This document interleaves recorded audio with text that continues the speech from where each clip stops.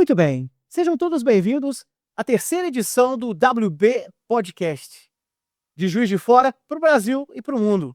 Estamos nos estúdios da GAF, meu amigo Fabiano, como sempre, nos dando aquele auxílio luxuoso. E desde já, peço para que você compartilhe, comente e curta. O programa de hoje vai falar sobre os mistérios da mente humana. Vamos lá.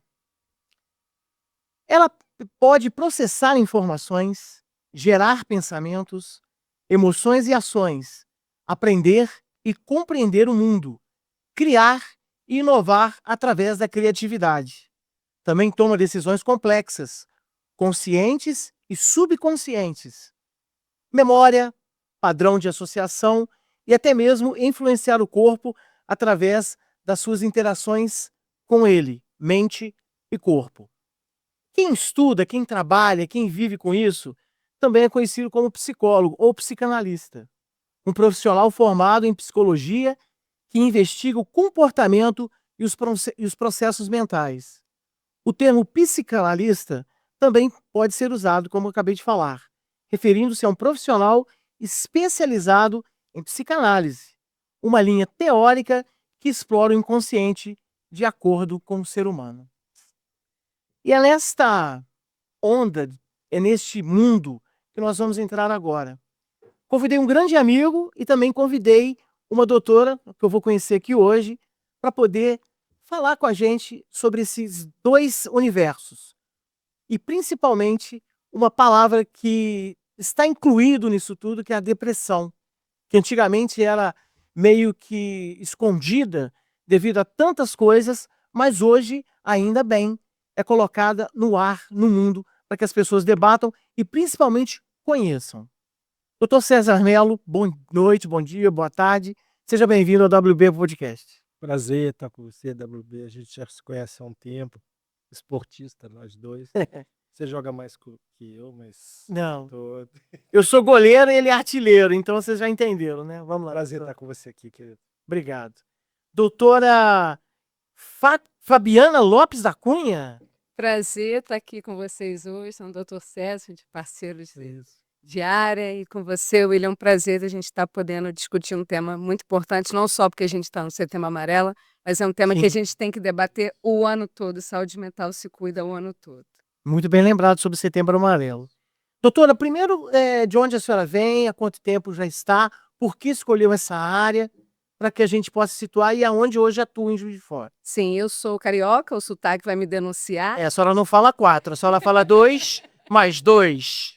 Então, eu sou psicóloga desde 99, me formei na Universidade Federal Fluminense, no Rio, e atuo desde então, já tendo trabalhado em diversas áreas da psicologia, mas hoje, depois da minha vinda do Rio para Juiz de Fora, eu atuo basicamente em avaliação psicológica, neuropsicológica e perícia judicial. É minha área de atuação hoje, e aí a depressão, com certeza, é um dos fatores principais que aparecem no consultório. Ok. Doutor César?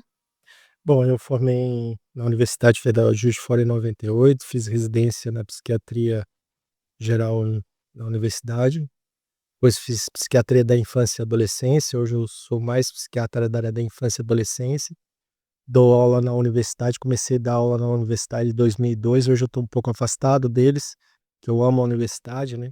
Eu dou aula na residência de psiquiatria, também dou aula na residência de psiquiatria da Vila Verde, o Clínica Vila Verde, qual que me orgulho muito. Sim. Residência da FEMIG Barbacena, que eu trabalho lá também.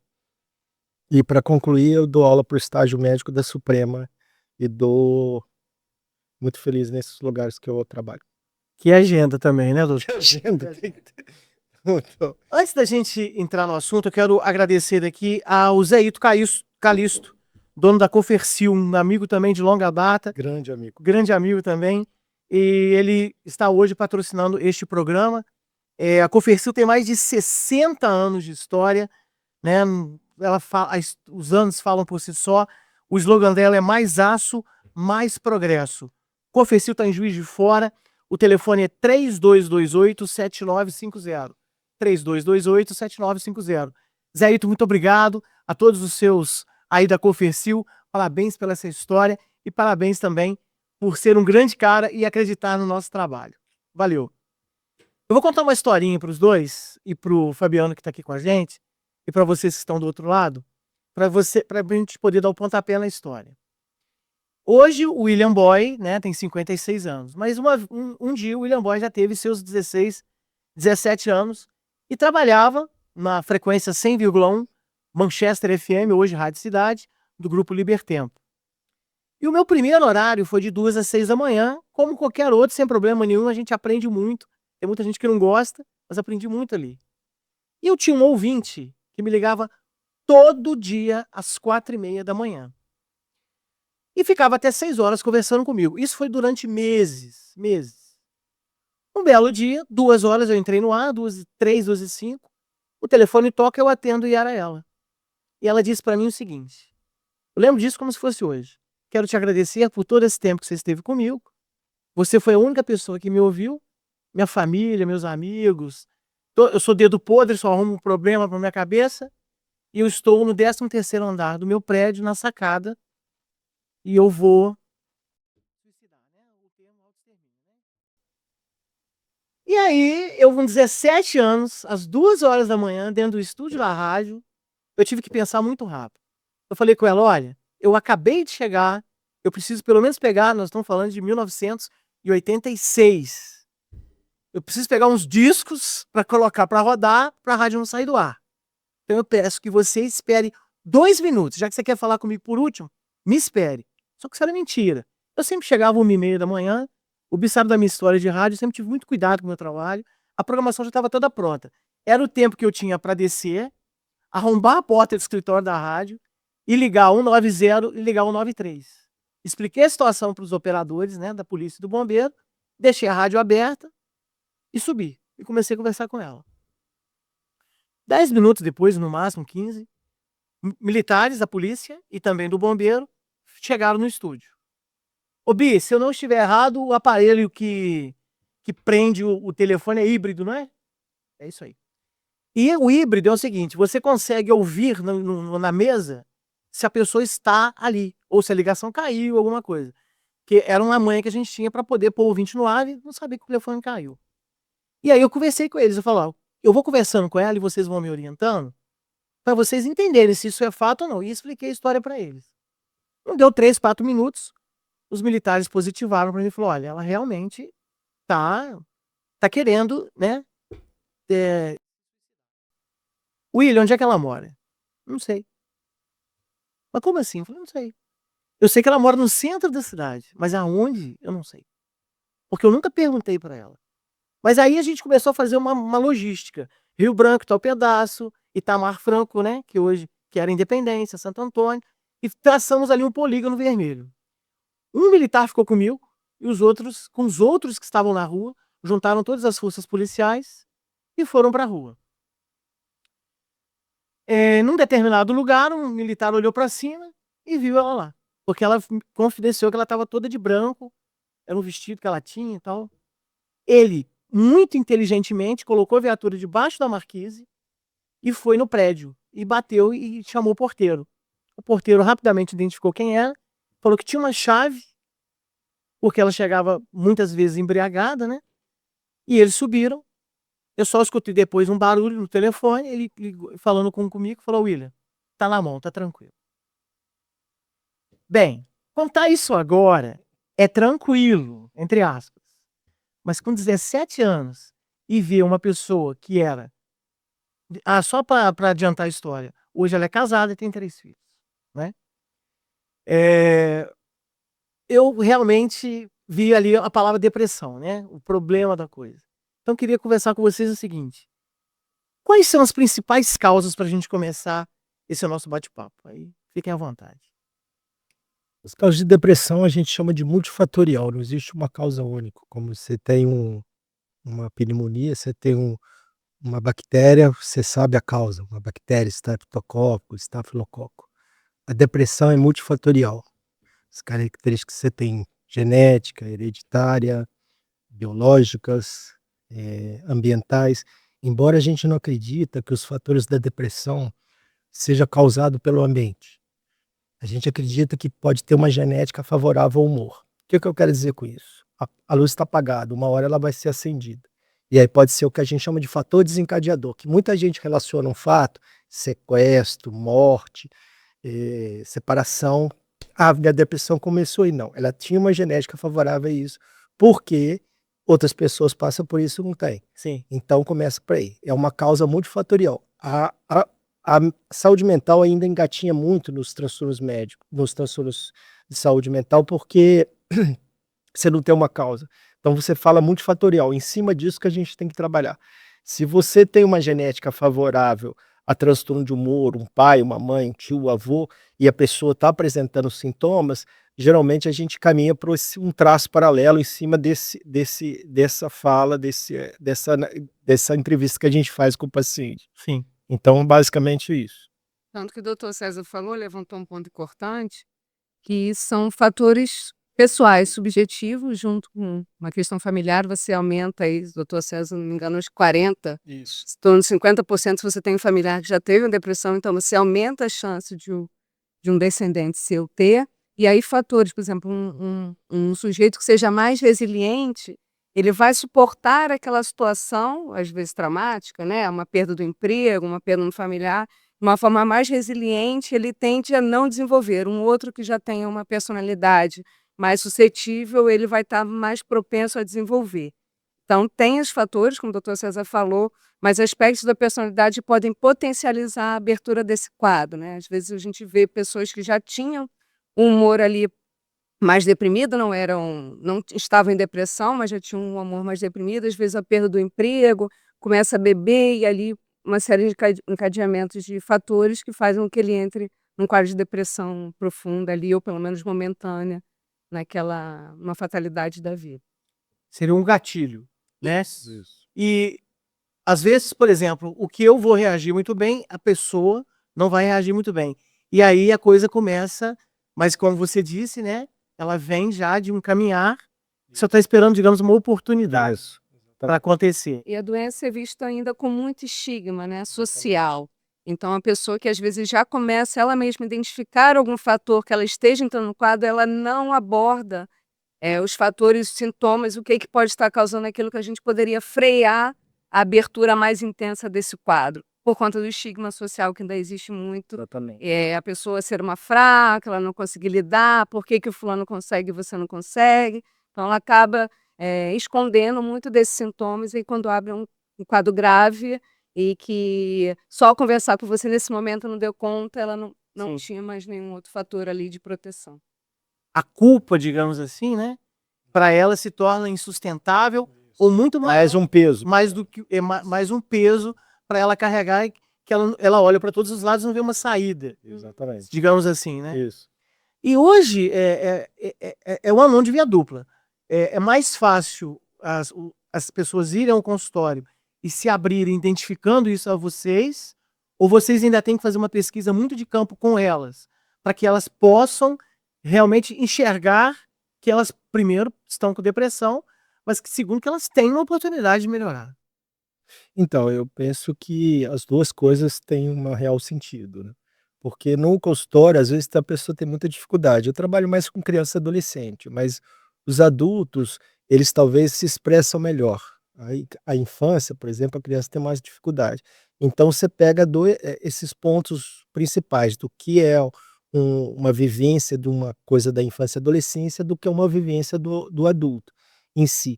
Uma das características que a gente vai falar posteriormente, mas que eu acredito que a pessoa está em depressão, é uma coisa que a gente chama de anedonia. Anedonia é a falta de prazer. Eu posso estar no melhor lugar do mundo, tá, bem você vai no Apoador, que você que gosta do Rio de Janeiro como eu, e você vê aquele maravilha lá e você tá tudo triste, ela que é carioca, então eu tô falando da cidade dela, então você tá num vazio existencial muito grande, então você tá muito negro por dentro, desculpa a expressão, né, mas assim, muito difícil dentro dele. Hoje a gente tem que tomar cuidado com as coisas que a gente fala, enfim, mas você tá muito difícil por dentro. Então a gente tem que entender que a gente precisa de olhar essa questão da falta de prazer e trabalhar em cima disso. Eu entendo em cima disso. Ainda mais hoje em dia que a gente não tem muito espaço, né, social para verbalizar essa falta de prazer. Porque você tem que ser o tempo todo um sujeito muito produtivo, Sim. sem reclamar, competitivo, dando conta de trabalhar, estudar, cuidar do filho, fazer esporte, você não pode deixar de fazer nada. Então, você, em determinado momento, falar que você não está dando conta da sua vida é muito difícil. Só que eu trabalho também com os dois públicos. O adulto, quando chega no meu consultório, ele já está pensando nisso há algum tempo e vê o consultório como um espaço de proteção, onde ele pode abrir mais. A criança, geralmente os pais, muitas vezes é difícil eles conseguirem perceber, né, porque às vezes eles estão na tribulação ali do dia a dia, mas a gente consegue perceber esse quadro por mudanças de comportamento, por queda de rendimento escolar, por questões de agressividade. Muitas vezes a gente pega um adulto, fulano está muito agressivo, está brigando com todo mundo. Muitas vezes é um sintoma da depressão. Ninguém fala da questão da agressividade, da irritabilidade, de ser um sintoma da depressão. É um sintoma da depressão e irritabilidade. Alguém sempre teve bem, daqui a pouco começa a não ter prazer com nada, gostava de sair, não quer mais sair, começa a dar fora, está muito irritado com qualquer coisa que aconteça, fulano está de mau humor. Não, muitas vezes ele já está abrindo um quadro depressivo ali e ninguém percebe, deixa passar, né? Digamos que a depressão é silenciosa para quem está no quadro depressivo e, de repente, se você for um espectador mais atento, quem ali gravita no universo daquela pessoa vai perceber ao contrário, né? Exatamente. A coisa vai num caminhar que tem uma hora que tem um corte que a pessoa já não dá conta. Sim. Então ela começa a ter sintomas que às vezes incapacita ela a ir frequentar a escola, como a doutora falou, como ir no seu trabalho, ela começa a faltar desenfreadamente, cabular aulas, sabe, não ter paciência, ter um estupim curto que eles falam. Então isso é muito, vai começando com pequenos sintomas que depois desencadeia lá na frente e com certeza ela vai precisar de ajuda. Muitas vezes a gente observa isso, a pessoa tem uma depressão quase funcional, né? Ela continua dando conta de tudo da vida dela, mas você vê que não tem um prazer em nada que ela está fazendo, ela está simplesmente fazendo de uma forma automática e por obrigação. Digamos que a gente, né, vocês responderam mais ou menos também os seus sintomas, né? É.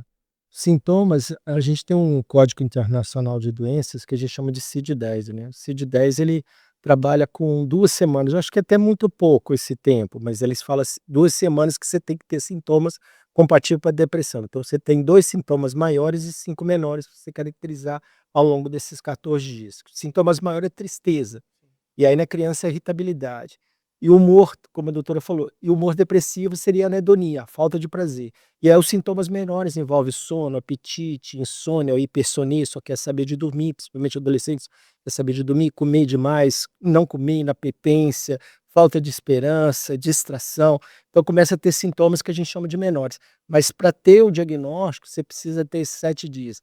No caso da criança, que é uma área que eu abraço, ela tem o que ela falou, o que seria tristeza do adulto seria irritabilidade. Então ela passa para a sociedade uma coisa que ela não dá conta, ela bate, chuta, mas ela está sofrendo. Uhum. E às vezes ela tem um humor depressivo, ideias autodepreciativas que a gente fala. Ela começa a se autossabotar. Eu sou burra, eu não vou para frente, eu não vou conseguir. E aí o que mais preocupa na minha área, só fazendo um link da minha área junto com as 2 áreas, depressão adulto e a infantil, queixas somáticas, né, que ela procura muito pediatra, principalmente com dor na barriga ou cerebral, se dor de cabeça, o pediatra, coitado, vira de cabeça para baixo, passa analgésico, anti-inflamatório e possa estar em curso uma depressão. Que aí você tem uma estatística dentro dessa que tem que ser olhado com carinho. Os Estados Unidos fizeram um trabalho no hospital muito famoso lá, que 7% das consultas de pediatria tem know-how para você pensar numa depressão. E por isso que é importante a gente pensar na prevenção, né, doutor César? Quando você está numa consulta pediatra, numa consulta com um psicólogo, e você buscar colher a história dessa família, né? Se a gente já tem, como a gente falou lá no início, já tem algum familiar com história de depressão, a gente tem que olhar com mais carinho ainda aquela criança, que na escola hoje não é só um espaço de socialização, mas de muita disputa, de muito bullying. Então isso, se a criança já tem uma baixa autoestima, isso também ajuda a desencadear esses quadros, e a gente tem que estar muito atento. Existe alguma escala para que se chegue na depressão, tipo assim, algumas outras doenças que vão te sinalizando isso? Ou não? Outras, como TDAH, não sei, algumas outras coisas que podem até mascarar uma depressão ou não? Eu entendo que pode ser as duas coisas. Pode ser o que você tem o que a gente chama de depressão endógena e reacional. Sim. Reacional é aquela que eu falei, ambiental, mas ela tem uma genética favorável a isso. Endógena, ela pode ter a questão de algumas doenças que possa estar levando à depressão. Qualquer doença clínica, às vezes você tem um processo, uma doença mais que difícil, o câncer, e você tem uma depressão em decorrência do câncer que você está tendo. Ou como você citou, a gente não acredita que ela seja secundária a esses transtornos que você fala. O TDAH é muito comum hoje em dia. Sim. TDAH, o que pode existir uma comorbidade. Você ter o TDAH e você ter uma depressão. Ah, Mas em um ser a causa e consequência do outro. Entendeu? Isso é importante. É muito comum também no TAE, né, transtorno espectro autista, às vezes a criança não foi identificada ali, porque não tinha como ser identificada isso há um tempo atrás, a gente está falando muito recentemente, Uhum. diagnósticos, pensar no adulto nível 1, né, ele chega no nível 1 sem esse diagnóstico, e a queixa que ele chega no consultório eu sempre me achei esquisito, então é uma criança que desde a adolescência sempre foi muito deprimida e muito ansiosa, e quando a gente vai ver o pano de fundo é o autismo, que ela tinha dificuldade de inserção, de interação, comunicação social, e acabou desenvolvendo a depressão e a ansiedade para dar conta, né, aparece como sintoma de algo que ela não dava conta antes. Todo mundo que é de Juiz de Fora sabe que eu faço uma ação chamada Comboio do Bem JF, Muito. só para crianças, jovens e adultos com necessidades especiais, né. E ao longo dos anos eu fui aprendendo muito, né. Eu não sou simplesmente o cara que vai lá, faz a festa e vai embora. Pelo contrário, né, durante o ano inteiro, converso com o professor, com o pai, com o próprio aluno, para poder entender esse universo, para mim também, né, estar inserido ali, né. E aí eu fico vendo e fico entendendo essa evolução. Eh, Meu pai, minha mãe me conta que antigamente algumas pessoas elas viviam determinadas doenças, né, a depressão era uma e tantas outras, menos tempo, porque as pessoas não tinham tanta informação, né, e tal. Hoje, além do acolhimento da família, e a gente vai falar sobre isso agora, né, claro, da medicação, mas do profissional, né, no caso dos 2 aqui, representando todos. Eu acho que isso dá uma grande sobrevida e dá também um caminho para que porque na verdade o que vocês fazem é o seguinte, mostrar o caminho, né, pra pessoa seguir. Se eu estiver falando besteira aqui, me corrija. Não, totalmente correto. Acho que o acolhimento é a palavra certa, né? Seu trabalho é maravilhoso e sempre acolher eles, né? Nunca, como a doutora falou, nunca criticar e culpabilizar mais. Sim. Eu acho que o amor, ele vence tudo. Eu acho que as pessoas têm que ter essa empatia, têm que ter essa questão de olhar com carinho esse tema, com mais determinação, com mais propriedade, e indicar o tratamento, né. Eu trabalho, acho que você puxar para o meu lado, mas eu trabalho com criança, mas eu posso estender para adolescente e adulto. Eu sempre entendo que você tem que ter 3 linhas, no meu entendimento. Primeiro, que eu amo terapia, acho que todo mundo devia fazer. Falo isso em todas as falas, que todo lugar que eu vou, eu falo assim: "Se as pessoas entenderem a lógica da terapia, talvez o mundo seria melhor". São mais de Sempre melhor, né, doutor? sem mais. Então você tem 400 cadastradas, a mais famosa é cognitivo comportamental, psicanálise que você falou, Aham. interpessoal. Então assim, você tem vários braços dentro dessa e sim, é maravilhoso. O segundo ponto que eu acho importante, que isso que eu e você fazemos, que é ter uma atividade fora do nosso campo. Então assim, esporte, música, artes, religião, teatro, eu vejo que quando tem essa linha de raciocínio, a medicação vem em terceiro ponto. E olha que eu sou médico, eu poderia falar medicação em primeiro, mas não, eu falei em terceiro, eu não queria que o meu paciente tomasse remédio, mas o remédio às vezes é necessário. Se a gente entender essas 3 linhas de raciocínio, você caminha melhor para um tratamento, por um isso. E as famílias entendendo, porque a gente sabe que na medicina, em qualquer circunstância, a gente acabou de falar do câncer, o câncer é curável, as pessoas precisam entender, quanto mais cedo você fizer o diagnóstico, melhor o prognóstico. Só que quando você descobre o câncer, às vezes já está com metástase, é Sim. pior.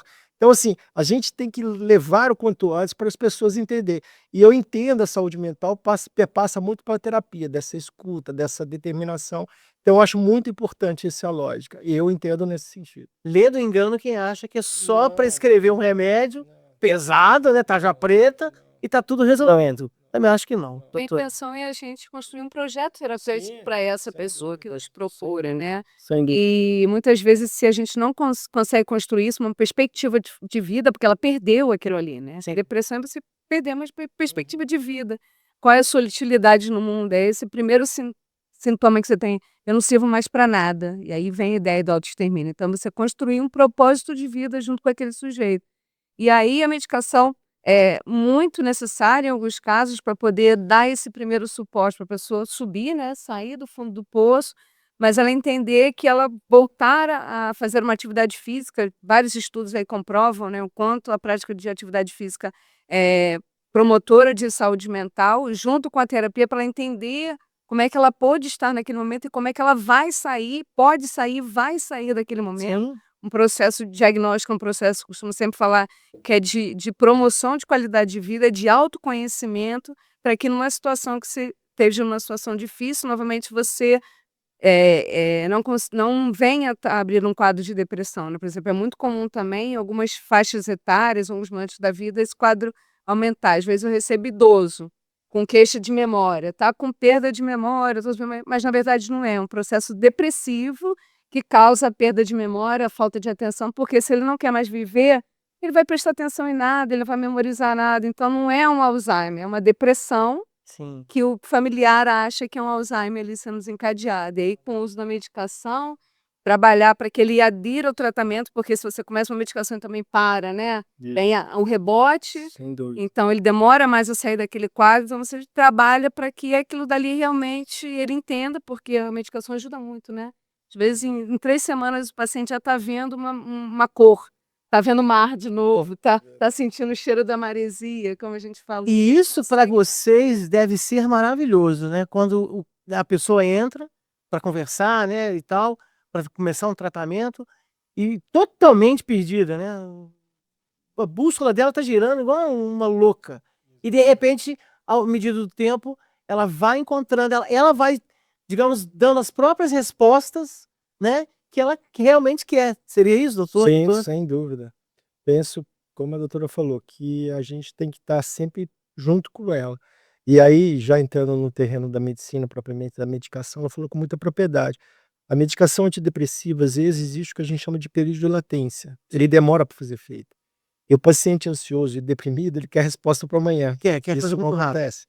E às vezes demora, a gente fala 14, 20 dias e o paciente quer a resposta para amanhã. Então é difícil, porque a resposta vai vir, mas não vai ser agora. Então a coisa tem que ser um processo. Então, junto com a terapia, vai se trabalhando os dois caminhos lado a lado, a terapia junto com a medicação. Antigamente, não desfazendo dos colegas queridos, que era a arma, o instrumento dele, eles usavam outra medicação para essa medicação, que a gente chamava de benzo, ele dava uma resposta rápida, o cara segurava até a chegada. Hoje, geralmente, a turma mais jovem, hoje em dia, não faz isso. Eles usam o antidepressivo da escolha de cada um e até que faça efeito, mas já trabalhando a nível de terapia junto. Eu acho que isso é melhor do que você passar uma segunda, terceira medicação, pelo menos na minha opinião. Até porque você, como profissional da área, você vai evoluindo e vai vendo a sua dosagem, a sua dosometria, né? Tem uma coisa Para interessante. menos ou para mais. E tem uma coisa interessante, que às vezes tem um período de latência, né? E o efeito colateral vem antes. Aí que o paciente fala com a gente, eu tô sabendo a medicação é uma porcaria, de não tá adiantando, tá fazendo mal, mas a gente sabe que ele vai adiantar lá na frente. Mas assim, é normal a medicação ter efeito colateral. Infelizmente, às vezes o efeito colateral vem antes da resposta terapêutica que a gente quer. Então, isso é difícil pra gente, mas vamos trabalhando junto e tal. E aí é muito interessante, né? E essa questão, assim, que a doutora falou de trabalhar essa questão física, e eu acho que isso é maravilhoso, né? A gente, enfim, Deus diz. E é engraçado quando você trabalha isso com o paciente, você tem uma adesão maior. Eu tenho uma história trabalhei muitos anos no Hospital Psiquiátrico do Jurujuba, e teve uma paciente que trabalhava no Rio. no Rio, Ok. em Niterói, enfermaria de crise feminina, então chegava aqueles quadros muito agudos, tanto de psicose quanto de depressão. E aí tinha uma aluna da universidade, que era de intercâmbio, veio da África, e acho que esse choque com o Brasil, sem família, ela acabou abrindo um quadro de depressão muito grave, precisou ser hospitalizada. E ela não se reconhecia naquele espaço, uma pessoa que era de ciências sociais, e ali eu sempre fui da área mais social, e a gente começou a construir um trabalho dela entender como é que funcionava aquela instituição, né? E ali ela foi construindo um projeto mesmo de pesquisa, como é que funcionava o hospital psiquiátrico, ela enquanto cientista social, e a gente conseguiu fazer uma ponte do que ela comia lá, e aí ela teve um dia que ela fez uma feijoada para toda a enfermaria, uma feijoada africana, e dali ela foi se reconectando com a vida dela, e a gente pôde fazer um trabalho para que ela pudesse sair do hospital e voltar à vida dela. Interessante. Você constrói com o paciente, né, o projeto, a tendência é ele ter mais êxito. Com certeza.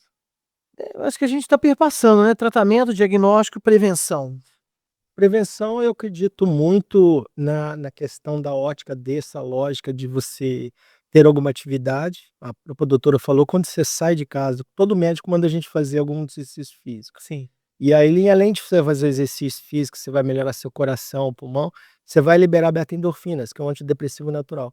Então, quando você faz esse tipo de atividade, se o paciente apoia, ele não gosta de educação física, não gosta de futebol, não gosta de nada, mas eu gosto de tocar minha guitarra. Se ele sai de casa para tocar sua guitarra, ele vai andar a pé, então ele vai fazer um exercício físico. Então, isso vai ser interessante para ele, porque ele vai, qualquer atividade. Você deve ter amigos, W, que eu gosto de falar assim, o W, esquece de mim no domingo que eu tô lá no Clube do Papo, por exemplo. Sim. Sabe? Isso é importante pra gente, porque vai se desligar e ir em algum lugar que faça a pessoa feliz. Ah, não, sexta tem minha trilha de bicicleta. Então, isso pra gente que faz saúde mental é maravilhoso. Não tem. Essa é uma forma que eu acho de prevenção: orientar as pessoas a fazer alguma atividade que seja do gosto dela, não por terceiros. Não, você vai ter que fazer natação, não. Às vezes eu não gosto de natação, mas eu gosto de fazer uma pintura, então vou arrumar um lugar para você fazer pintura. Então, se a gente consegue isso, já é um primeiro passo. E, logicamente, a prevenção da terapia, né? Que eu acho que, assim, se você poder falar, o ato de você falar, você descarrega todas as tensões do dia a dia e você vai ter uma pessoa, lógico, um profissional que vai te entender e vai te poder trabalhar junto de você. Eu acho isso fantástico. O meu trabalho hoje, eu trabalho com logística de transporte, né? Uhum. Então, às vezes, eu pego um segurado, né, da empresa que eu trabalho e saio daqui e vou para São Paulo. Nós estamos falando aí de, no mínimo, umas 8 horas dentro do carro. Né? Uma pessoa que nunca me viu, né? E do nada ela conta a vida dela toda para mim. Toda. Claro que também existe aquele passageiro, né? Boa tarde, bom dia, boa noite, abaixa o banco e dorme. Ou fala pouco. Mas existem alguns que é como se eu fosse o melhor amigo da família, né? E aí eu vou ouvindo, vou conversando, eu vou deixando, né, pela experiência eu vou deixando, porque ele quer falar, né? Ele quer mostrar e tal as coisas. Então eu fico prestando atenção nessas coisas, né? Como é que a mente humana vai trabalhando? A pessoa mal me conhece e me conta coisas assim que eu acho que ela não contaria pro pai, pro irmão, para um amigo de verdade, né? E aí eu aprendi a lidar muito com isso, né? Você falou o negócio do futebol, né? Eu também gosto muito de dirigir. Então digamos assim, que eu nunca trabalhei na minha vida, eu sempre me diverti. Tanto na rádio fazendo minhas locuções, promoções, quanto no meu trabalho atual, né? Doutora, e isso também é importante, né? Você se redescobrir, né? Porque de uma maneira inconsciente você está se blindando para que, de repente, uma depressão mais forte ou uma outra doença, que a gente vai falar um pouquinho também daqui a pouco, ela entre e faça morada em você, né? Sim, e é o que você falou, por que que é tão comum, né, os taxistas, Ubers, Aham. estarem nesse lugar? Porque é uma pessoa que eles nunca viram, ao mesmo tempo que não traria confiança, mas é uma pessoa que, como eles não vão ver nunca mais, não tem o critério do julgamento, Sim. do que eles vão falar. É uma palavra, acho que bem apropriada, Né, justamente. que é o que acontece quando ele vai no consultório no psicólogo, é alguém que está ali para não julgar, que às vezes são questões que não podem ser colocadas na família, né, Aham. medo do estigma, do julgamento. E a questão da atividade física é importantíssima, porque ela te traz uma reserva, né, uma reserva de bem-estar, uma reserva de saúde mental, num momento de dificuldade, você tem esse espaço em que você pode relaxar e muitas vezes esses lugares de atividade física também trazem a socialização. Então eu costumo brincar que é como se fosse um polvo, né, o polvo, se ele perde um dos tentáculos, ele tem os outros para se agarrar. Uhum. Então a gente também quanto mais, independente, quanto mais dependente a gente é. Então quanto mais fatores onde a gente pode se agarrar, social, religião, trabalho, família, se algum desses faltar, você tem outros para se agarrar e manter a sua estrutura ali funcionando de uma forma com mais equilíbrio e menos dor, né. Se a gente pode partilhar as alegrias e as tristezas, a gente consegue um equilíbrio melhor. Muito, muito bom. Nesse programa de hoje, turma, nós também convidamos o Tenente Procópio dos Bombeiros, mas coincidentemente, o 4º Batalhão, né, o Bombeiros de Minas Gerais, está dando um curso para todo o Brasil durante essa semana sobre autoextermínio, sobre depressão, e o tenente Procópio é o especialista. Para vocês terem uma ideia, até militares da Bahia estão presentes aqui em Juiz de Fora. E aí eu vou puxar o gancho para essa segunda parte. Existem algumas áreas, existem profissionais que estão mais suscetíveis a ter esses problemas, né? De acumular, de não saber resetar, chegar em casa. Eu sou o outro, né? Aqui eu sou o William profissional, mas dentro de casa eu sou o William, pai de família, irmão, amigo, filho, que não consegue desligar, e aí a coisa vai se acumulando e virando uma bomba atômica prestes a explodir. Isso é uma preocupação, a área médica principalmente, a área de saúde é uma preocupação com alguns profissionais da área médica, tem uma propensão maior, porque o esquema de plantão às vezes é cansativo, e às vezes você tem que ter uma válvula de escape, né, e às vezes muitos colegas para ganhar um pouco mais, aqueles colegas queridos de outras áreas nobres da saúde, às vezes tem um escopo maior. A área da educação, os professores estão adoecendo severamente, com baixos salários, com poucas condições, eu acho triste. E você falou uma área aí também que é a área da polícia, né, talvez dos bombeiros, assim, que também tem um ritmo de trabalho muito, acho que eu englobaria a área de segurança, saúde e educação, né. Educação. As 3 áreas são muito difíceis, tá. Eu não saberia uma proporção, mas eu penso que é muito estafante, né, você imagina um policial no Rio de Janeiro, por exemplo. Exatamente. E aí é bem complicado mesmo. Por isso que tem que trabalhar a cabecinha deles. Eu acho que a saúde mental devia estar mais próxima, coisa que às vezes não existe, não, em alguns lugares. Na educação, falta às vezes um profissional dessa área, na saúde talvez, embora as pessoas já tenham se trabalhado mais segurança, parece que eles estão fazendo muito apoio da psicologia, eu acho isso maravilhoso. Então tem que se fazer, trabalhar a cabeça das pessoas para poder ter eu acho que essas áreas têm que ser olhado com mais carinho, assim. Você entende isso? E ledo engano, né, doutora e doutor, É. que acham que tem uma idade, tem um tempo, não, eu acho que é de 8 a 80, né, igual a gente falava antigamente, né, doutor? Sim, a depressão, ela acaba atingindo todas as áreas, mas a gente sabe que tem faixas etárias que estão mais suscetíveis hoje. A adolescência Sim. é um grande público hoje que tem sofrido muito com as questões de autoextermínio. Esse momento de transição, que nós daqui a pouco vamos chegar aqui na entrada da meia-idade, e depois uma questão da terceira idade mais para cima, porque a expectativa de vida aumentou muito, os idosos não estão preparados Exato. para viver tanto. Sim. Né, e aí muitas vezes com algumas limitações físicas e emocionais, então são três faixas etárias que estão muito, você falou das profissões, além dessas que o doutor César falou, muitas vezes além da profissão, o ambiente de trabalho é muito adoecedor, Sim. então aí puxando outro tema que acho que cabe o outro programa, é da NF1, né, que agora vai obrigar as empresas que tenham análise dos riscos psicossociais nas empresas, para justamente fazer um trabalho preventivo, para que não diminua o número de acidentes. A segurança pública, por exemplo, tem pesquisa afirmando que o maior número de feminicídios acontecem com agentes da segurança pública. Olha. Então é um dado muito relevante, muito importante do quanto o trabalho e o ambiente de trabalho é um fator de adoecimento da saúde mental dos trabalhadores. Se a gente imaginar uma escala, né, a depressão seria o topo dela. E o que poderia vir antes, doutor e doutora? Pra gente, dentro desse psiquê chamado mente humana aí, desse universo aí. Eu não sei se a gente pode pensar nisso, porque a depressão você tem vários braços que você tem que se preocupar. Sim, ou Por exemplo, distimia, que é uma depressão que seria leve, que é o famoso mau humor direto. sim, Eu tenho. Depressão com ansiedade, às vezes a pessoa está ansiosa, ou ela tem sintomas físicos, que às vezes nós dois vamos no cardiologista, eu tenho problema cardiológico, ela não tem, mas ela está com o mesmo sintoma meu, mas o dela é transtorno de ansiedade grave, ela precisa olhar isso com carinho. E aí junto disso ela tem humor associado.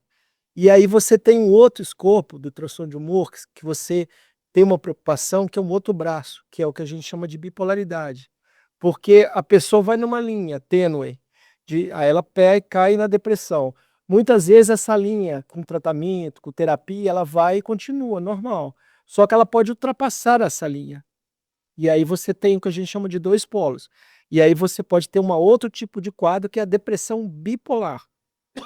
E você tem 2 polos, e aí você tem que se preocupar inclusive com isso. E aí você tem que tratar esses quadros. Por exemplo, a distimia, em tese, você usa a medicação ou às vezes não, é mais a terapia para tentar trabalhar esse sujeito mal-humorado, indisposto, tudo. A depressão e a ansiedade, a terapia vai junto com a medicação e às vezes a ansiedade tem que ter uma medicação. E o depressão bipolar, que é uma coisa interessante, o antidepressivo às vezes pode prejudicar a depressão do camarada. Aí você tem que usar um outro tipo de medicação, que a gente chama de estabilizador de humor. Que aí você tem que estabilizar para ele ficar nessa linha dita normal. Nossa. E hoje é normal as pessoas falar, fulano é bipolar. Mal sabe ele, né? Que ele tá falando de uma coisa bem grave, né? Não é só o cara tá hoje azedo, amanhã ele tá doce, hoje é tudo azul, amanhã é tudo escuro, né? Não é só isso, né? Não é à toa porque a gente fala estudando, se você tem pais bipolares e tem um menino que você está na sua frente, um adolescente, que é depressivo, você tem que tomar cuidado e usar uma medicação para depressão para ele. Você está entendendo? É muito interessante essa lógica, porque daí você tem que trabalhar com uma possibilidade daquele adolescente ser bipolar que nem os pais. Só que não teve o que a gente chama de primeiro surto, que a gente chama de hipomania, que a gente tem de 4 dias, e mania 7 dias, acima de 7 dias. Então você tem que trabalhar nessa possibilidade. Às vezes, ao invés de você usar um tipo de medicação, você vai usar outra para ajudar ele. E às vezes funciona. Não é, né, Gabi? Ô, Bia, eu não sei quanto é você, mas eu vou sair daqui e marquei o médico. Eu já vim que eu vou ter que pagar médico aqui. Aí você começou falando dos mistérios da 21. Doutor Zé. E que não são poucos, né? Mas isso é interessante. Eu conheço uma pessoa, um senhor já, ele tem seus 70 e tantos anos, ele tá com Parkinson, e ele é azedo, tudo pra ele tá ruim, envelhecer é uma porcaria, não sei o que. Aí eu começo a conversar com ele e falei assim, doutor, quase que eu falo o nome dele. Ô, doutor fulano, deixa eu falar uma coisa com o senhor já reparou que o senhor tem 2 netos lindos, maravilhosos? Que o meu pai, por exemplo, não pode? Eu não posso ser pai naturalmente, e eu não adotei. Então, olha que felicidade, o senhor tem netinhos. Olha que o senhor tá bem até hoje, o senhor vem pra cá dirigindo, né? Então, assim, eu vou lendo o lado positivo da coisa. Pô, a gente tá aqui jogando buraco. Pô, tá tudo, sabe? É que desenho do nosso tempo. Ó, Tem que esse desejo, Chico. Como é que... Aí eu fico tentando, né? Eu já conheço ele e tal. Aí todo mundo já fala, nossa, ele é muito mal-humorado, é muito pessimista. Mas é o que você falou, né? Ele tá naquele... Não tem jeito, não tem jeito. É o que a Shell chama de distimia, aquela característica direto. Pode estar um sol maravilhoso, mas você que vai chover daqui a 2 minutos. Não é porque esticar.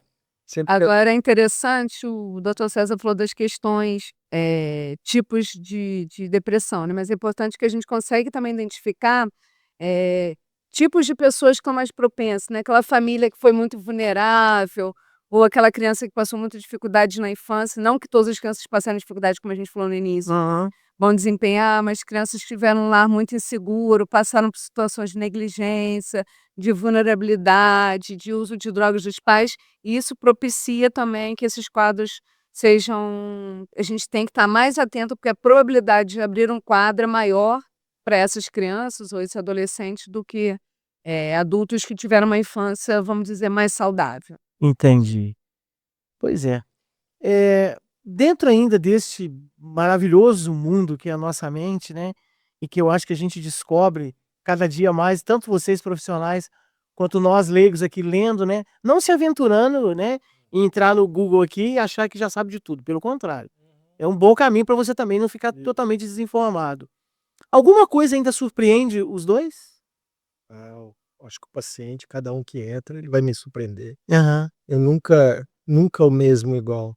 É assim, é impressionante, assim. Cada uma tem uma peculiaridade diferente, um é mais extrovertido, outro é mais retraído, outro fala muito direto. Então, essa que é a mente humana que a gente começou a falar é espetacular por causa disso. Uhum. E não é que nem receita de bolo, sabe? Sim. E eu acho que é interessante a saúde por causa disso, porque cada um tem uma peculiaridade diferente. A ciência trabalha com cada sintoma até para direcionar a gente poder ajudar as pessoas. Mas cada um tem a sua personalidade, cada um vai formar a sua personalidade. Isso que é interessante da B, porque é gratificante você ver você vê assim, como você falou, a resposta depois, mas como você vai trabalhando com cada um que entra, cada um tem o seu estilo, sua vida, e eu falo assim que eu aprendo muito com eles. Sim. Aprendo muito, cada vez, eu vou aprendendo com eles. Não é duvido só disso. via de mão dupla, porque eles me falam uma coisa, eu vou tentando trabalhar aquilo dentro da lógica deles, de cada um. Acho que essa é a beleza da nossa profissão, Isso. né? Cada sujeito que entra ali é até redundante falar, mas é singular, né? Uhum. Cada um vai trazer a sua história, a forma de lidar com aquela história, a abertura para que você possa conhecer, ele possa abrir, né, as dificuldades para que a gente possa entrar naquele mundo e mostrar para ele que tem um caminho e que a gente vai estar ali junto, né? A gente não vai abandoná-los no meio da estrada, né? A gente vai pegar na mão e vai junto, junto até o momento que ele possa falar: agora eu vou sozinho, e a gente vai estar batendo palma ali para aquele processo, né? Muitas vezes acontece isso, eu trabalho com avaliação, chega no final do processo, eles chegam assustados, porque vão estar teoricamente sendo avaliados, mas no final do processo falam assim: caramba, agora eu sei quem eu sou, né? Quais são os meus pontos aqui positivos, meus pontos fortes, meus pontos fracos. Eu brinco, todos nós temos, eu brinco com eles: olha, se me deixar no mercado sem meu óculos, eu preciso dos idosos que operaram catarata para ler o preço para mim. Sim. Mas muitas vezes elas não vão conseguir carregar uma caixa de leite e eu nesse momento posso. Sim. Então todos nós temos nossas fragilidades e potencialidades. E é bonito no final do processo quando eles reconhecem isso como uma potência e não como uma coisa ruim, ter aquele jeito, aquela particularidade, e dali fazer uma nova história, construir uma nova história mais feliz, com qualidade de vida. Choram e depois riem: ah, que bacana, estou finalizando aqui com uma outra perspectiva de vida, né? Acho que isso é lindo no final do processo. Você não ter medo, né? De repente pensar que isso pode acontecer com você, né? Sim. Que isso, então, eu acho que você já vai abrindo um caminho para que se torne mais fácil. Igual você falou, né? Um câncer no estado terminal é praticamente impossível de se curar. Mas se Quanto mais fosse, cedo. se fosse, né, uma preventiva da história, né? As pessoas, então, ainda têm muito preconceito ou receio, medo, desinformação de se autoconhecer, doutor, doutora, de ir para um psicólogo, de sentar num divã, ou de se abrir mais, de viver as coisas. Isso que está mudando. Vocês, eu digo vocês, da parte do jornalismo que eu amo, é minha segunda profissão, que eu acho maravilhoso. Tenho colegas queridos no jornalismo. E aí eu acho que a informação é a alma do negócio, assim. E eu costumo contar com meus residentes que é uma história interessante. Às vezes você está numa festa, Uhum. você vira e fala assim: eu tenho meu cardiologista. Aí todo mundo, aí tem meu endócrino. Ai, não tem endócrino. Ah. Aí você vira e fala assim: eu tenho meu psiquiatra. Não, entendi. Entendeu? Entendi. E aí aquela coisa que a gente era considerado médico de loucos era uma coisa que tem que ser quebrado, né, que falado mais, e a gente brinca que quase os 2 não vai no nosso consultório, isso que a gente fica de que: "Pô, não tá vindo", então assim, mas é interessante que essa lógica tem se quebrado e a gente agradece muito o pessoal do jornalismo, assim, de muita informação. Uma pena que hoje as grandes revistas que a gente conhece, elas falavam muito nessa época de saúde mental, assim, saúde, eu gostava, não vou falar o nome aqui para não dar, enfim, mas todo mundo sabe qual revista que eu tô falando, famosas Aham. do Brasil. E hoje só fala de política, isso é muito ruim pra gente, porque eu acho que devia ter temas de saúde. Eu entendo, assim, era tão ficava doido para pegar aquela revista, falar sobre depressão, autismo, transtorno bipolar, esquizofrenia, são temas que interessavam pra gente, o próprio das outras diabetes, sabe, próprio câncer, se as pessoas têm interesse em saber isso, talvez pode voltar, quem sabe, assim, de ter mais informação e as pessoas, como hoje tá se valendo muito do podcast, eu gosto de acompanhar, então é muito legal a gente ter essa informação, as pessoas que tá lá e poder entender melhor cada tema que a gente senta aqui e fala, assim, eu acho bacana. Verdade. A informação é um instrumento importantíssimo, né, para a gente esquematizar, esclarecer de forma adequada. O Google, muitas vezes, a gente reclama, mas muitas vezes ali no primeiro momento que o paciente vai buscar é ali, mas dali é a primeira porta para que ele busque um Sim. psiquiatra, um psicólogo. Mas se a gente tivesse mais fontes de informação que não fosse só o Google, é um instrumento importantíssimo de ajuda, né? Não é à toa que a gente fala Setembro Amarelo, Setembro Amarelo. Não deveria só se falar no Setembro Amarelo, mas a gente sabe quantas pessoas chegam no consultório por conta das propagandas do Setembro Você Amarelo. era amarelo. Então que essa divulgação Pô, eu achei legal essa missão, você tocou num ponto legal, porque antigamente era até proibido falar isso. Sim. A gente teve época que todo mundo. Não pode falar, é verdade. E você criar um mês especial, isso é muito importante. Você começou falando muito lindo a sua história, graças a Deus a pessoa tem filhos hoje.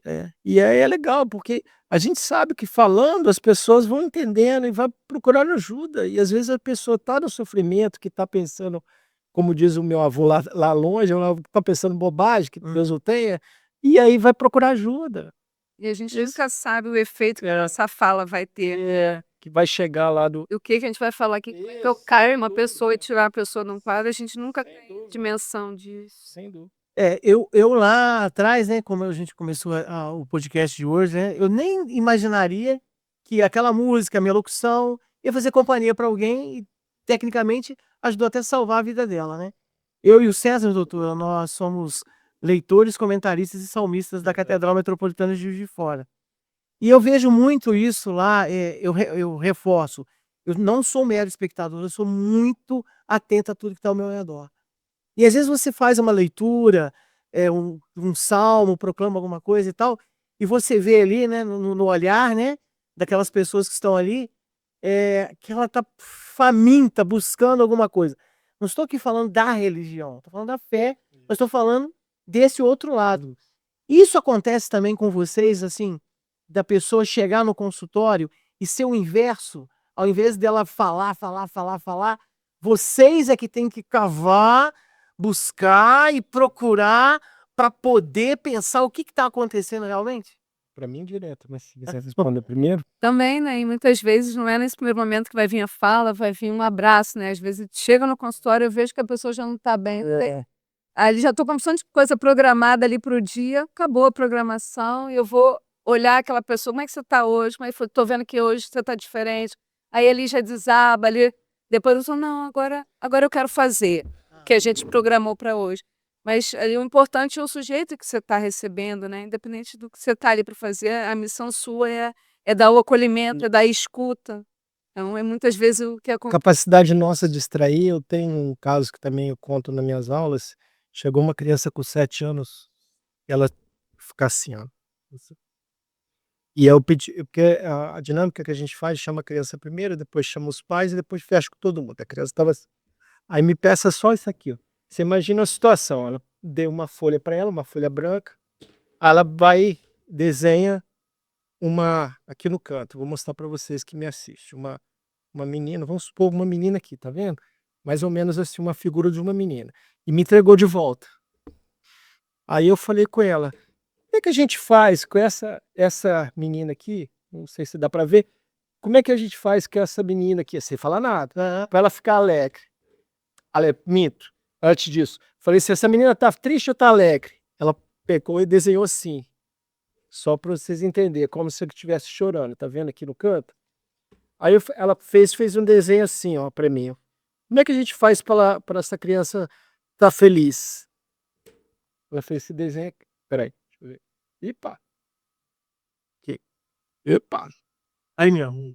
Isso. Aí tá. Isso. Você imagina assim. O que acontece? Essa parte aqui, ó, aqui, tá com o meu. Ela fez uma pessoa abraçando e não quis falar mais. Muda a cena, não quis falar mais, me entregou. Aí eu chamei a mãe e aí ela virou. A mãe começou a chorar copiosamente. Eu mostrei, contei esse par e passo que a gente fez. A mãe começou a chorar copiosamente. Aí ele falou assim: ô, doutor César, eu separei do meu esposo, tem 2 semanas. Ele falou que nunca mais queria ver a minha cara e nem a dela. E ela me falou através de um desenho. Você vê que o mundo fantástico, às vezes, você não precisa trabalhar na fala da bebê, você trabalha, às vezes, com folhas, é nosso instrumento, com folhas, com brincar. Então, isso é interessante, você trabalhar e você tentar extrair do outro. Então, assim, a psicanálise tem muito isso, que eu tenho formação em psicanálise, não sou psicanalista, mas eu gosto muito disso, de pegar uma palavra, o Lacan falava, fazer muito, e tentar trabalhar em cima dessa palavra. Então você consegue descobrir, às vezes, você consegue extrair muita coisa que o paciente está travado. E ele vai falando para você. Você vê que a criança falou, através de um desenho, me falou tudo. Entendeu? E você teve a sensibilidade de fazer a leitura da história toda ali. E ela tinha depressão infantil, só por curiosidade. De dar o espaço, né? É. Você quer falar? Por que você não quer falar? Por que você não quer falar? Fala alguma coisa. Você não tá dando espaço nenhum. Se ela já vem do momento que ela não tá podendo expressar a dor dela, você tem que ser uma pessoa do acolhimento e nunca do inquisitor. Sim, Pessoa inquisitora. bem É, colocado. uma colega minha, eu estudei no Pedro II, muitos anos, e aí tinha uma colega no terceiro ano que colocaram o dela de pastel. Ela era muito lenta e só dormia nas aulas, né? Então, E aí depois a gente foi encontrar com ela e falou assim, gente, eu estava deprimida e a gente não sabia que eu era deprimida ali no terceiro ano. ela me deu o posicionamento dela e falou o que seria para ela melhorar a depressão. O pai voltasse e desse um abraço nela. Simples, é simples. Você me falou tudo, através do desenho. Você vê que o mundo é fantástico, né? Nesse sentido, né? Então, nesse sentido, é importante o trabalho nosso. Vi que você não trabalhando só, Nossa, você trabalha com paciente. sem dúvida. Sim. Gente, deixa eu só mais uma vez aqui agradecer o nosso amigo Zé Hilton, da Cofercil Mais Aço, Mais Progresso, 60 anos de história, está aqui apoiando esse episódio de hoje, nosso podcast 003. O 001 foi sobre doação de órgãos, o 002 foi sobre o mundo pet, e aqui hoje a gente está com 2 profissionais aqui dando uma aula pra gente. Por isso eu vou pedir para você comentar, compartilhar e também curtir, para que também a gente tente entender o que está acontecendo do outro lado. Comente, fale com a gente. A ideia de ter esse podcast é sempre trazer um conteúdo adulto, para contextualizar o que está acontecendo no mundo de uma maneira bem simples, bem tranquila, mas com profissionais que têm referência para isso, que estão dando um norte para a gente. Vocês podem ter certeza, eu e o Bi aqui já estamos em outro nível da história, né? A gente entrou de um jeito, né, Bi? Fabiano? E estamos saindo de outro aqui.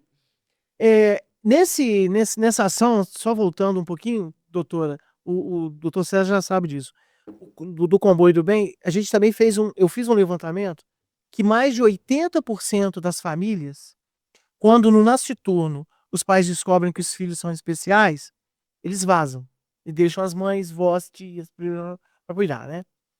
E aí eu fico tentando fazer essa leitura e para mim essa matemática não bate, né? O que será que acontece para que essa frustração, dentre aspas, ele querer ter um filho normal, né? E ter um filho especial. Eu digo que pais especiais têm filhos especiais, né? Para cuidar disso tudo. Dentro do universo, igual a senhora mexe muito também com crianças, né? Como é que a senhora olha para uma criança, igual o doutor ali fez a leitura? Como é que a senhora percebe isso para que possa tentar ajudar a história a acontecer de outra maneira? Acho que não tem como a gente falar isso sem pensar em história, né? Não é a minha formação, mas eu acho que tudo tem um contexto. Tanto a maternidade quanto a paternidade são muito idealizadas, né? O que é ser mãe, o que é ser pai, o que é ter um filho, isso tudo vem com muita expectativa e muita idealização. E quando essa idealização não corresponde à realidade, a mulher já tem nesse papel que ela é mãe, então ela gerou, então é mais fácil a construção desse vínculo. Esse vínculo não é natural, esse vínculo é construído. Muitas vezes começa essa construção já dentro do ventre, mas para algumas mulheres não acontece. Pode entrar na depressão pós-parto, né? Sim. Com a quebra dessa idealização, dessa construção da maternidade. E para os pais isso é mais difícil do que para as mulheres. Então, as mulheres, eu acho que se sentem ali, se não tem esse vínculo, se sentem na obrigação, eu sou mãe, eu vou dar conta, os pais não conseguem estar nesse lugar. Então, é uma construção também da paternidade, a gente vê isso até pelo tempo de licença maternidade e o tempo de licença paternidade. Sim. Então, a gente vê que isso é uma construção que tem que ser social e tem que ter um papel estatal, governamental e social para que essas duas funções sejam valorizadas. Você está gerando um filho, né? A gente deveria ter o tempo de investimento para a construção dessa vida, desse ser. E isso não é valorizado na nossa sociedade. Eu acho que a senhora defenderia, eu acho que o doutor César também, do banco da escola, né? Além de algumas outras, né, matérias, eu acho que poderia ter uma matéria especial né, com um psicólogo, uma psicóloga, né, para Eu venho da educação, né? Antes de falar, meus últimos 5 anos foi na educação pública do Rio de Janeiro, dentro de comunidades, e que muitas vezes a gente desenvolvia esse trabalho que a gente chamava de iniciação, a questão da sexualidade, mas a gente tinha preconceito porque os pais achavam que a gente ia ensinar o sexo. E não, a gente ia fazer com que os adolescentes se autoconhecessem, se valorizassem, conhecessem o próprio corpo, o respeito, o não, o limite, né? E muitas vezes, uma vez eu fiz um trabalho com crianças da educação infantil, 4, 5 anos, que a queixa era que eles estavam se agarrando muito, muito sexualizados. E ali a gente foi construindo um trabalho de consciência do corpo, de limite do corpo, de nomeação das partes do corpo de uma forma totalmente infantil, né? Adequada à faixa etária. Só que muitas vezes a escola ela é tolhida de fazer esse papel por preconceito social. Então, eu nunca falei isso, eu vou falar para você, eu tenho um filho especial, meu filho é autista. Até fala para posso fazer uma propaganda dele aqui? Matheus é autista, underline 1744. Você falou uma coisa que toca a gente, porque é uma descoberta muito importante para a gente. Eu falo que a gente pensa que a gente ensina para eles, mas a gente que aprende com eles. Meu filho me ensina o tempo todo. Então, assim, no primeiro momento, eu tinha tudo para ter um quadro mais. A gente fica abalado, né? Porque a gente tem aquelas 5 fases do luto, né? Que a gente estuda. E aí eu passei por 2, muito difícil. Mas, assim, a coisa hoje funciona muito bem. Hoje ele desenrola tudo lá em casa, assim, isso é muito legal. Ele tá com 15 anos. Então, assim, é aquela coisa que você falou da idealização. Você tem uma idealização do seu filho, de uma pessoa que vem no mundo, e quando vem, você falou, esse sistema é muito bacana, William, porque você idealiza e vem ele ser, né, que vai precisar de ajuda. sim. E aí eu falei, eu parti do princípio que a gente tinha que vencer etapas. Eu acho que dentro do tema também do humor, da gente, cada vez que eu consigo alguma coisa com ele, eu quero mais, e assim sucessivamente. E eu devo um honro todas as colegas queridas da psicologia que ajudaram meu filho, maravilhosas. E a primeira que me descobriu que a gente ela falava: "Não, ele é doutor César, ele é", e eu negava, né, porque era uma das fases do luto, né, porque você tem choque, aquele notícia e negação, negava. Aí depois, assim, caiu a ficha, a gente foi trabalhando melhor, assim.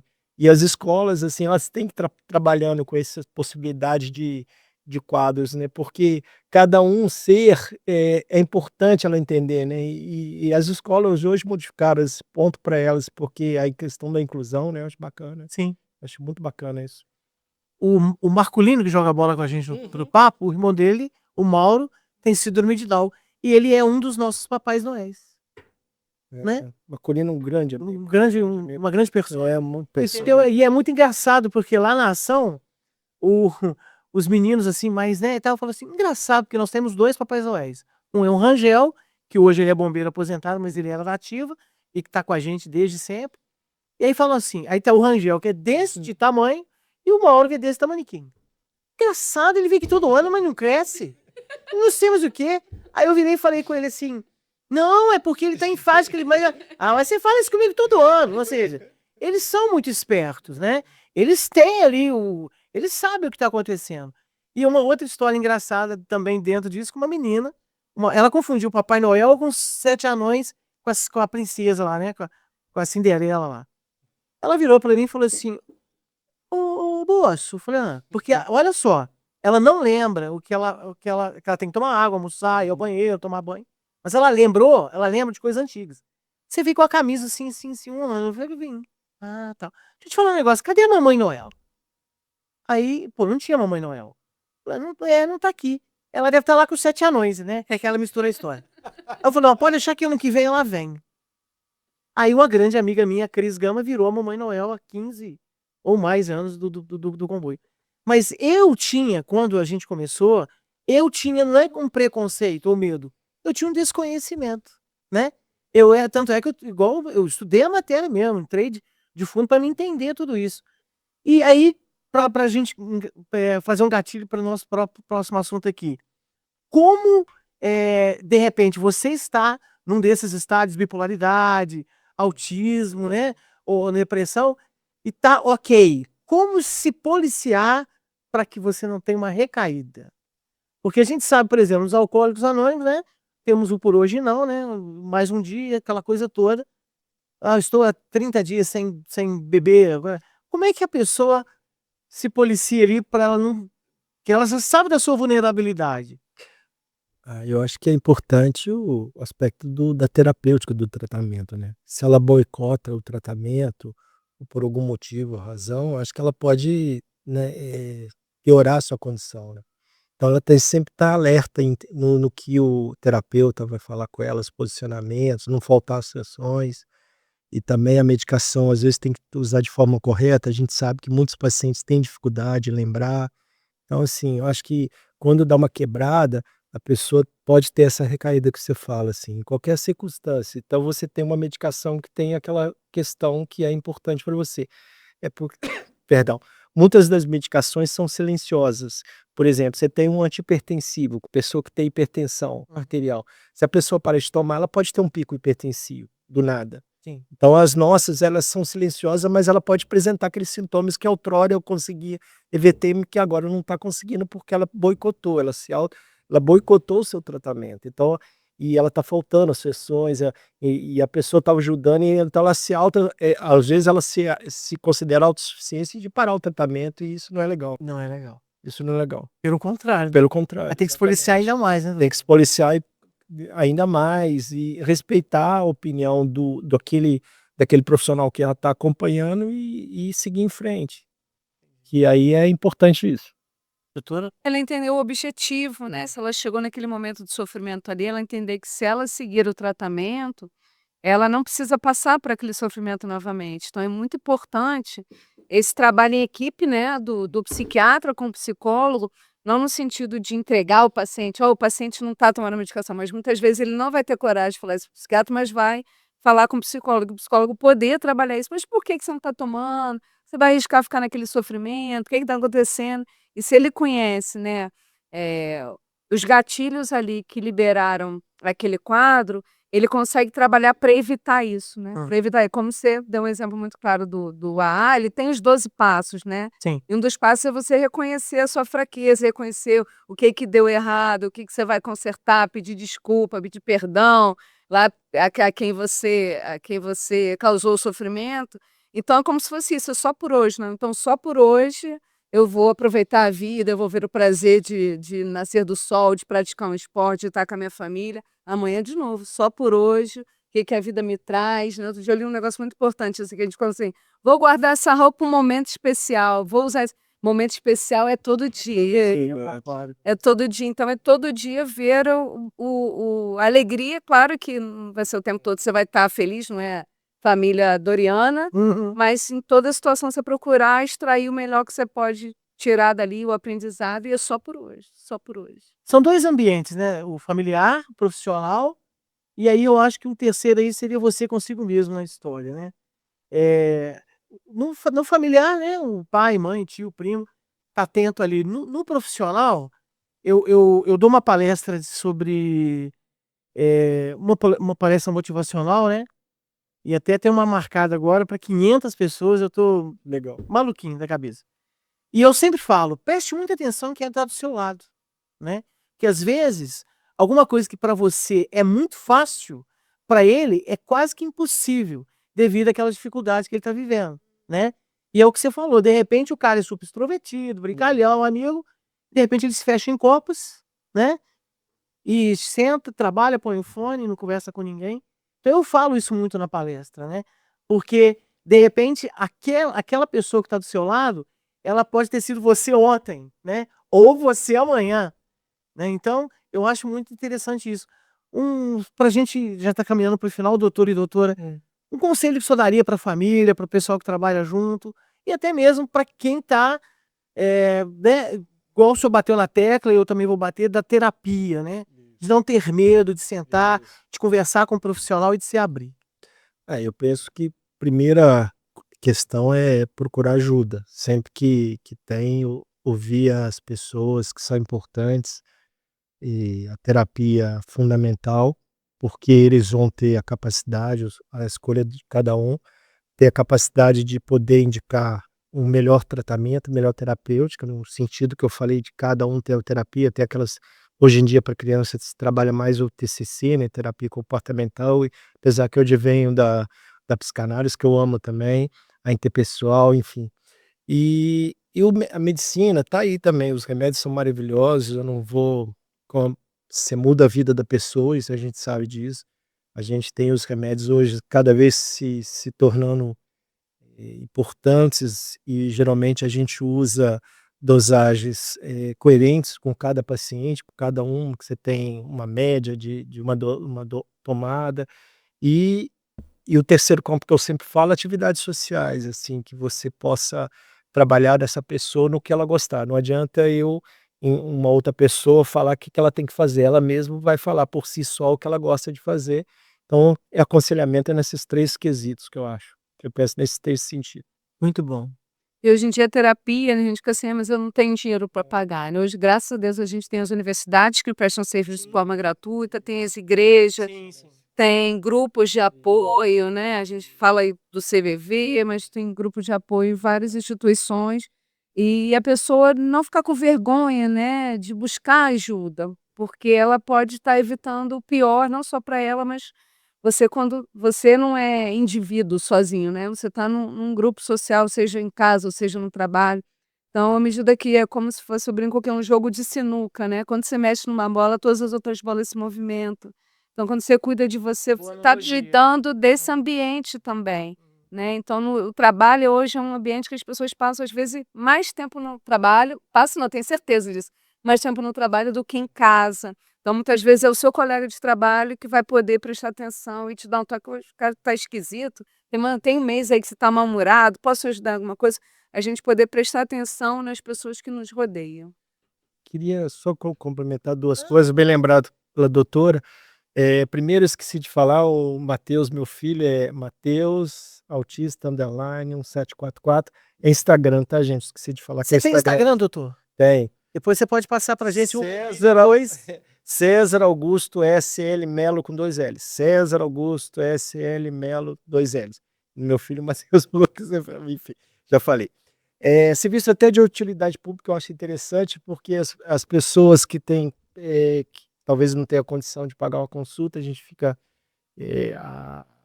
lembrar que, a universidade tem um trabalho perfeito da psiquiatria, maravilhoso. O pessoal, eu trabalho no SUS, eu trabalho no CAPS, com muito orgulho, equipe lá fantástica. Pena que a gente tem poucos profissionais, no caso eu estou praticamente atendendo sozinho lá. E aí para se chegar lá, você tem que ir no posto de saúde, pedir para o pediatra ou para o clínico geral encaminhar para a gente.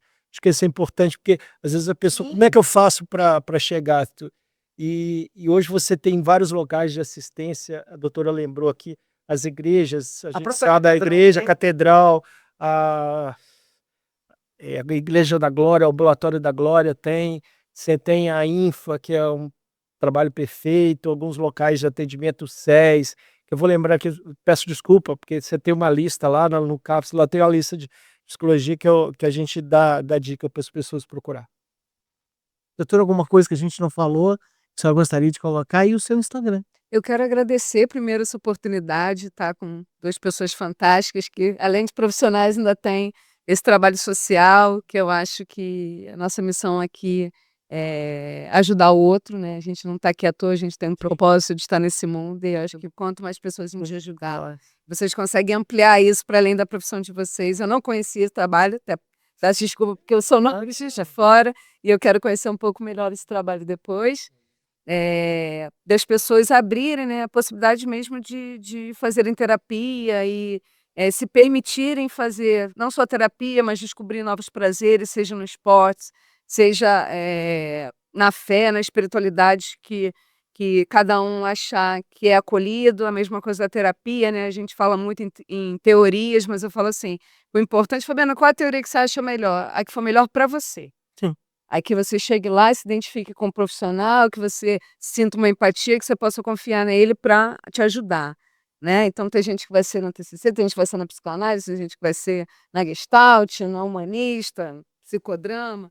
Gestalt humanista e psicodrama são São deficientes. Isso. Ok. Então, tem milhares aí, né? Mas que seja importante que ela consiga construir esse vínculo profissional, pelo que a gente falou, dar adesão ao tratamento, que ela possa melhorar. Meu Instagram é @psiconeuro_Fabiana_L_Cunha. Não entendi, não ouvi. Fala de novo.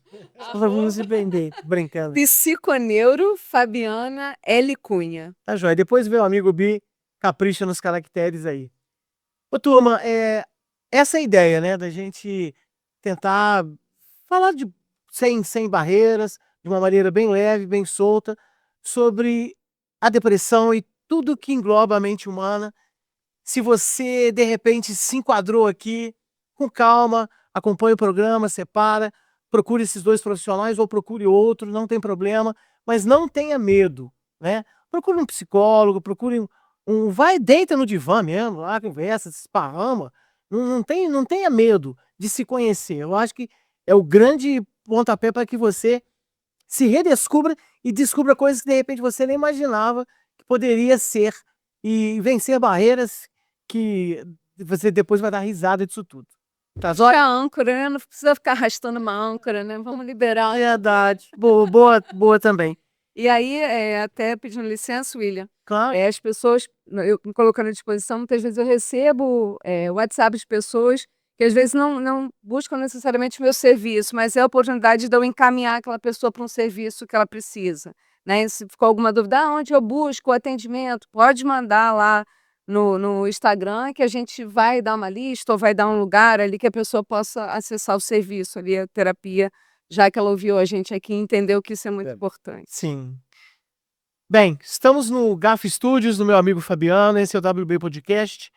Tive a honra, o prazer de rever o amigo César Melo, que ele lembre no campeonato, que eu vou estar com ele agora no Clube do Papo, na hora de chutar, entendeu? Dele não complicar a minha vida e eu poder defender bem, né? A doutora Fabiana Lopes da Cunha, conheci também agora, foi indicada e muito bem indicada, por sinal. Comente, compartilhe, curta. Agradeço mais uma vez a Cofercil, mais aço, mais progresso. 60 anos de história em Juiz de Fora, para todo um Brasil. Obrigado aí, Zé Ayrton, a toda a turma. 3228-7950, 3228-7950. Obrigado. E para terminar, eu vou contar uma piada, porque olha só. O meu pai, ele tem a 4ª série, minha mãe a 2ª. Mas os dois são 2 pessoas que me ensinam todos os dias, todos os dias. E eu falei com ele que eu ia fazer, que eu expliquei para ele como é que foi o primeiro programa, que foi sobre doação de órgãos, do segundo, né, o mundo animal, né, o lado bom e o lado não tão bom, né? A gente trouxe aqui 2 pessoas, né, um Dr. David Dalamuro, que foi o veterinário, e o Vitinho, né, falando do que acontece do bom e do ruim.